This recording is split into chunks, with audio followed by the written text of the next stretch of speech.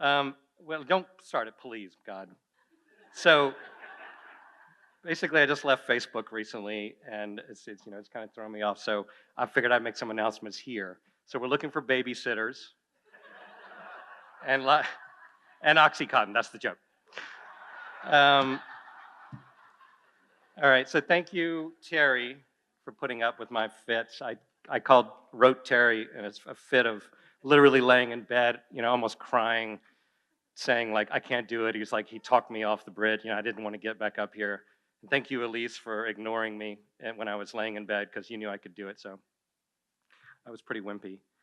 Um, anyway, so I'm basically tonight, because it's been a while, I haven't painted in like a year and a half, and I was taking a break. We have a child. So I wanted to talk more about something broader in the arts and what I did in the past. And it's about borrowing or stealing, or however you want to say it. Every artist does it. And because recently I was at someone's show, I won't name who it was, but I said, how did you get this little texture here? This is really interesting. It's kind of milky. I just want it from my paintings, fine. And he or she said, oh, I can't give away my secrets. I can't tell you that. And I thought, if your career rests on a texture that you make, then you can't give that away. Then you need to be trying harder. It's like, to me, artists should always be moving forward. You can't catch up with them as long as you're yourself.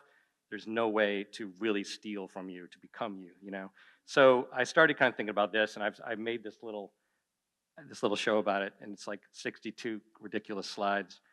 And but mainly what I want you to see is that I kind of learned a lesson because I've been collecting pictures online of followers on me on Instagram of stuff that it's obvious that it was taken from my piece. And I thought, wow, this is really, I don't know if it's a compliment or whatever it is, whatever the case, I was like, I'm going to get them.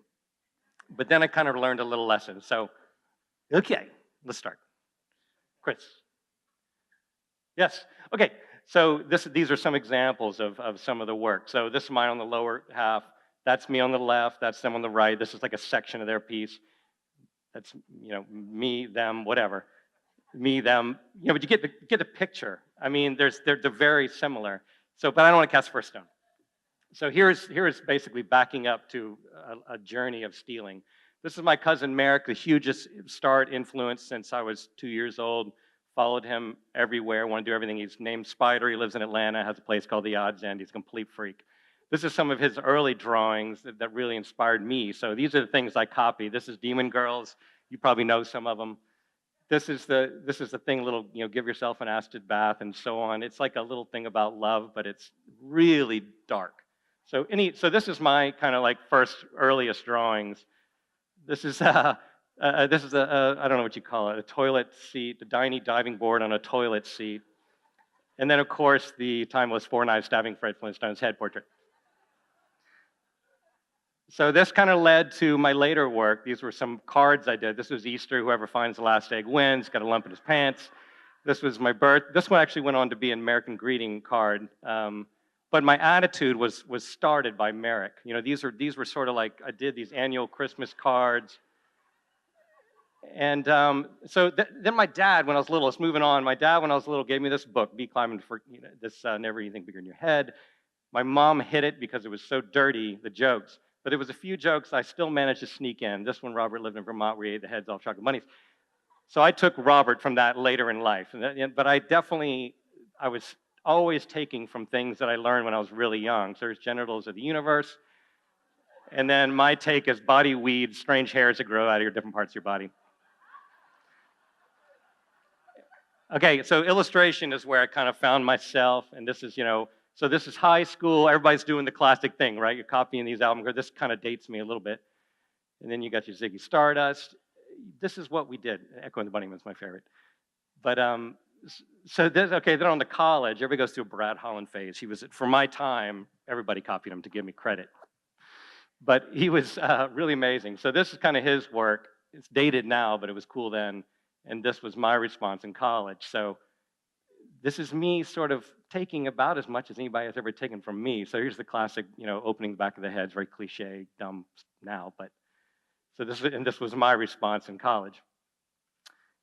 Then the martial artism phase. If anybody's an illustrator, they'll know this stuff. He was kind of dark. I liked his work a lot. So he's a beautiful portrait of a dog. And then mine was the classic chainsaw nose, Doberman, meaning nothing. Even the handle was there.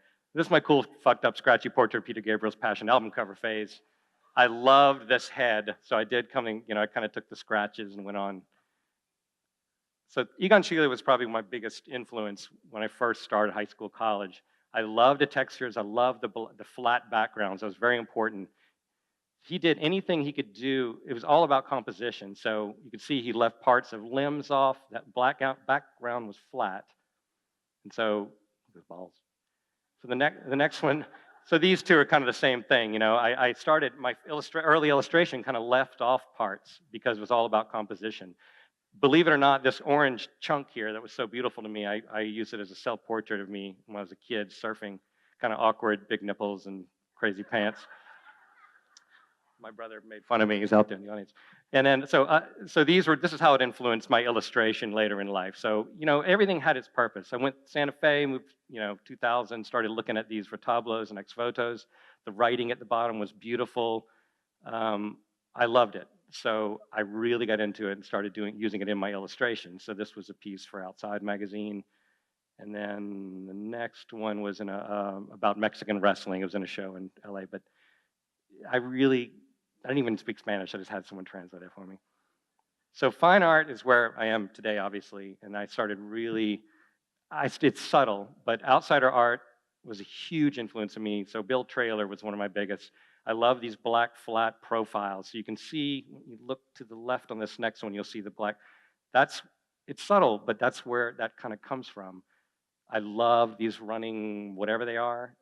And so the next one, now, don't think I just sat there and did one-to-one, stealing, but it was in my unconscious. Now this is my favorite, this street fight, and I did one of a Folly Beach fight on the beach. And this person owns it. And Leon Golub, who was a huge influence too, these flat backgrounds, these heavy worked figures. So these are his portraits, and then mine are next.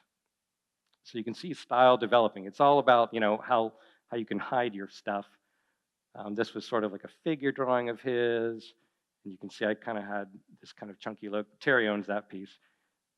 And then, look, and this freaked me out when I saw this. Golub, Traylor, and me, we all had these fight things. And these are two of my biggest influences. Gerhard Richter, huge. This obliteration of the suppression of the subject. It was a huge move for me because that's when I started wanting it to be less about the subject I'd laid down. When I saw this table drawing where he just basically smeared the table out, it blew my mind. So it really changed the direction of my work. So you can see I put that over the face of this horse, or whatever this is, kind of like blurred out the face, blotted out these two faces. It was really a monumental thing for me. And then kind of graphic sense, even laying stuff right over top of like a precious object. Dresden, my wife and I went to Berlin and then Dresden recently, and this is my latest, steal. This guy, I don't even know who he was some cool guy. I loved this piece I saw in the museum, and so I went home and did this sort of cagey piece, and because I knew nobody would recognize it here, I'm telling you. And then I did this. This is another piece, and that's about actual size probably. And then this piece, it gets a little more subtle. And this is the one that the person kind of took from on the next one. So you'll remember that. So it kind of goes full circle. There's no reason why they shouldn't take from me. I've stolen from everybody. And here we are back with the old Merrick. My new Merrick, my little daughter has started copying me. I've now taken her key away, and she'll never be invited back. So that's that.